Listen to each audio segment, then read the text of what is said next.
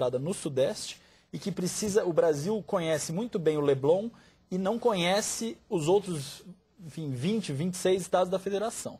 Não conhece as suas realidades, às vezes o sujeito está lá no Pará, em Belém, e é obrigado a ficar vendo o trânsito da Marginal Pinheiros em São Paulo, sendo que ele não tem um programa que trate ali da sua realidade local. Então, a questão da regionalização tem a ver com os objetivos da própria radiodifusão. A produção independente, ela é um dos instrumentos que a gente fala de democratização, de pluralismo, de diversidade de vozes, e inclusive de ampliação econômica, né? Você está evitando a concentração da produção naquele que emite. Os Estados Unidos, por um bom tempo, teve uma lei que obrigava 70% da programação ser produzida não pela própria emissora. Como a emissora, o nome de emissora é emissora, né? Ela emite a programação, não é a produtora necessariamente. E essa concentração no Brasil ela só existe porque esses artigos não foram regulamentados. Uma outra coisa que eu acho importante destacar também é que a indústria da comunicação ou da televisão é um exemplo do mercado imperfeito, né? O mercado não se regula sozinho. Não consegue, porque os custos, a produção, a cadeia de valor todinha é feita numa mesma emissora, né? Então, tem que haver instrumentos para poder regular um pouco isso, para permitir a entrada de novos atores de produção independente, né? Então, essa é a função desse artigo, me parece. Assim. O primeiro ponto, ele fala claramente de preferências a finalidades artísticas, educativas, culturais e informativas. A gente precisa minimamente dizer o que são essas questões. Né, colocar conceitos para cada um. É muito amplo, a gente pensa que não, mas o que é que vem a ser cultural, educativo, informativo? A lei precisa deixar claro o que são essas questões. Né, a gente começar por questões básicas de qualquer lei, que é definir. Um canal que exiba shopping comercial, aquela coisa de venda de produtos 24 horas, ela está atendendo a qual dessas finalidades? Informativa? Eu vou ler outra vez. Educativa, cultural, artística? No nosso ponto de vista, eu imagino, quer dizer, no meu, nenhuma delas. Né? Eu acho que tem uma coisa que a Ana falou, Lalo, que eu acho que o telespectador precisa entender. No caso da radiodifusão, nós não estamos falando de um mercado, nós não estamos falando de capitalismo. Se eu sou um sujeito que tenho capital e quero ingressar nesse mercado, eu não tenho como. Não consigo. Não há como. Nós estamos falando de um sistema que nem chegou... a gente pode talvez falar de feudalismo, falar de capitanias hereditárias, mas capitalismo não é. Não há concorrência, não há possibilidade de novos entrantes nesse mercado. Há barreiras à entrada altíssimas. Falando assim, inclusive um exemplo, a TV Brasil, por exemplo, em São Paulo, tem os canais 62 e 63. Quer dizer, já entra com uma defasagem, com uma desvantagem, não é? Sim. Por que não consegue um canal lá no meio do diabo?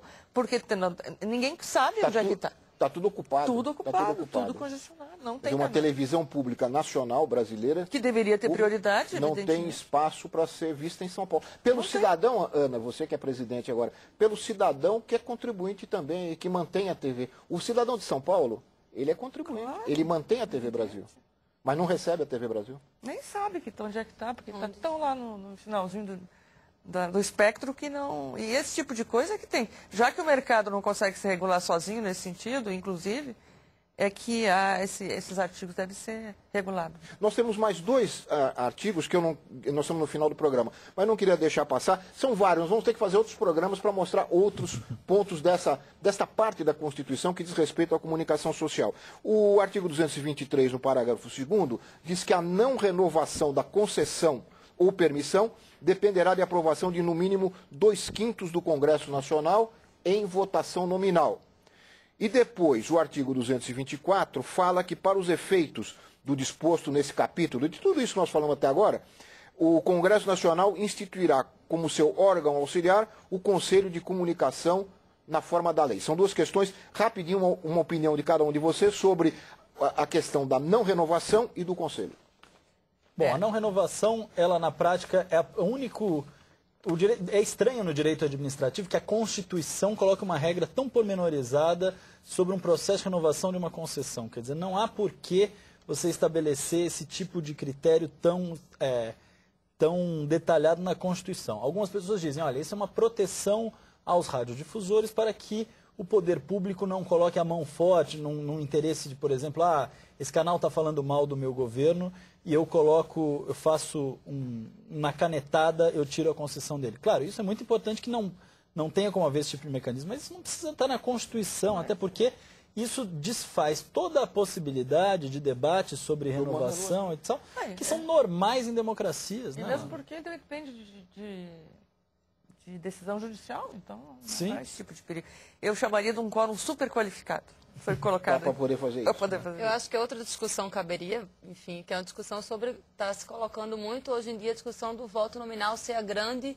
Né, a grande reivindicação quase uma descoberta da democracia. E não necessariamente. Esse caso, por exemplo, é um caso em que o voto nominal passa a ser um problema para o próprio... Né, porque jamais um parlamentar tem que levantar a mão publicamente. Eu sou contra a concessão da emissora tal. Nunca mais ele aparece. Nunca mais ele aparece. É suicídio político. Exatamente. Então é importante a gente até colocar essas discussões para ver que a própria, às vezes, está tendo uma discussão muito já dada quase, de que o voto nominal ele é, né, a solução dos problemas políticos do Brasil, e eu acho que isso tem que ser ponderado também. Eu acho que isso se liga com 224 que você leu ali, Lalo. Rapidinho.